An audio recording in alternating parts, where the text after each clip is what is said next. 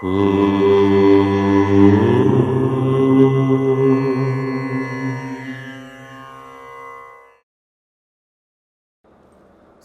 గణేశ శారదా దత్తాత్రేయ సద్గురు పరబ్రహ్మణే నమః. మనోజవం మారుతతుల్యవేగం జితేంద్రియం బుద్ధిమతాం వరిష్టం వాతాత్మజం వానరయూధముఖ్యం శ్రీరామదూతం శిరసా నమామి. స్వధర్మ ప్రేక్షకులకు మాస ఫలితాల్లో భాగంగా ఆగస్టు నెల అనగా శ్రావణ మాసం కొన్ని రోజులు, ఆషాఢమాసం కొన్ని రోజులు. సింహరాశి వారికి మాస ఫలితాలు ఏ విధంగా ఉండబోతున్నాయి, ఏ విధమైన పరిహారములు పాటించాలి, ఏ విధమైన జాగ్రత్తలు తీసుకోవాలి, ఈ మాసమంతా గ్రహ సంచార ప్రకారంగా సింహరాశి వారు నడుచుకోవలసినటువంటి విధానము మొదలైన అంశములను ఇప్పుడు చెప్పుకుందాము. ఆగస్టు నెల మాస ఫలితాల్లో మఘ 4 పాదాలు, పుబ్బ 4 పాదాలు, ఉత్తర 1వ పాదం కలిస్తే సింహరాశి. సింహరాశి వారికి గ్రహ సంచార రీత్యా వ్యయస్థానమైనటువంటి కర్కాటకంలో గురువు ఉండటం కొంత దుష్ఫలితములను చూపించే అవకాశం అధికంగా ఉంది.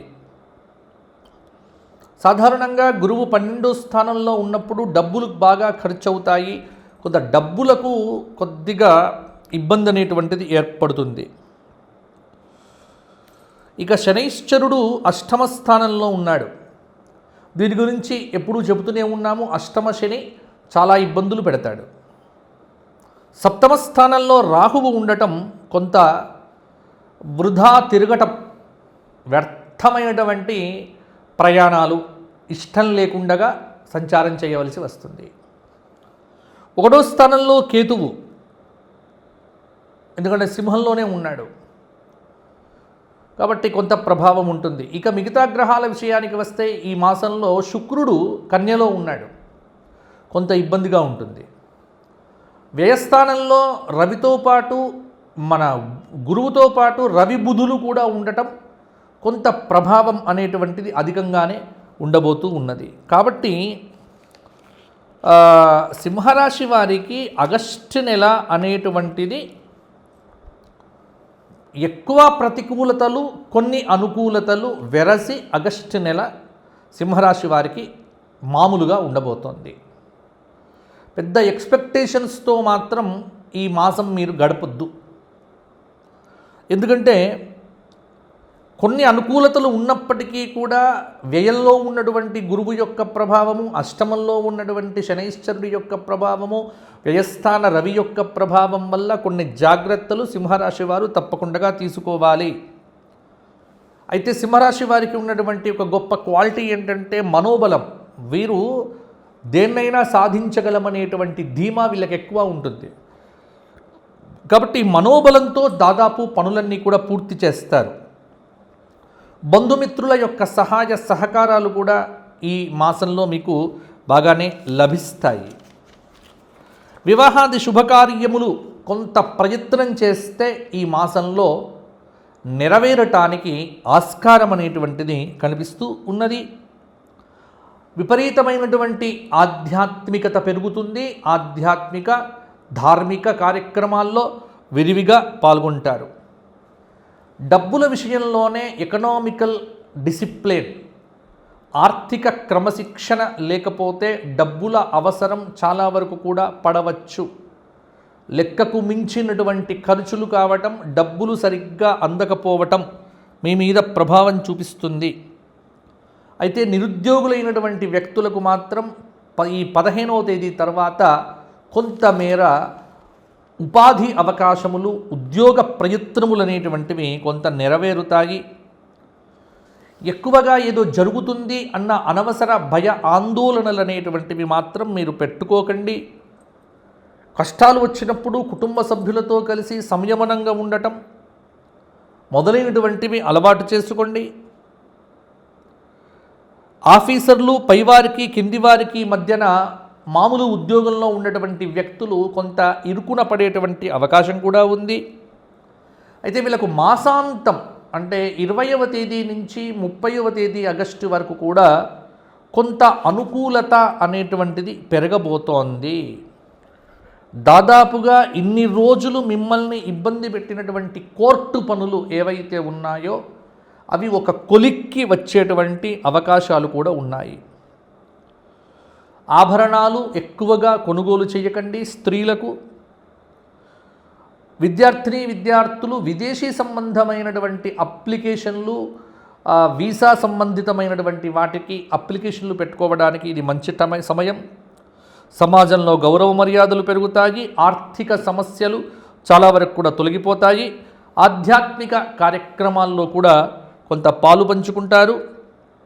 అలాగే వ్యవసాయదారులకు కూడా కొంత వాతావరణం అనుకూలించకపోవడం, అధికమైనటువంటి వర్షములతో కొంత నిరుత్సాహం అనేటువంటిది కూడా ఆగస్టు నెలలో ఉంటుంది.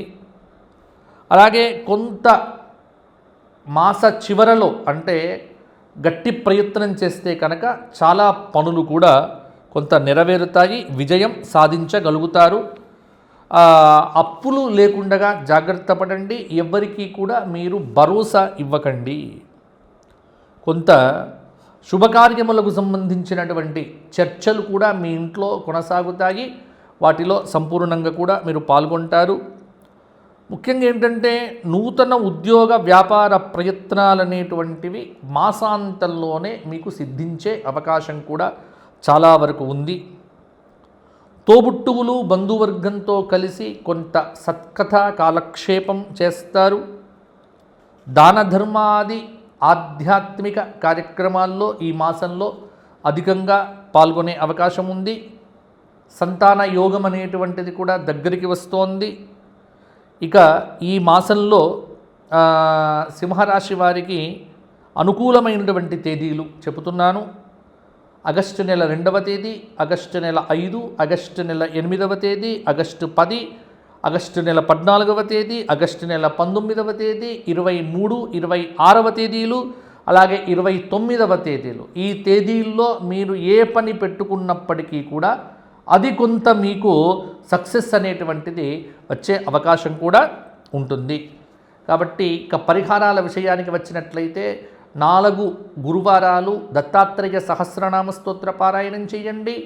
అలాగే విశేషమైనటువంటి కాలభైరవాష్టకాన్ని ప్రతి ఆదివారం, మంగళవారం చదవండి.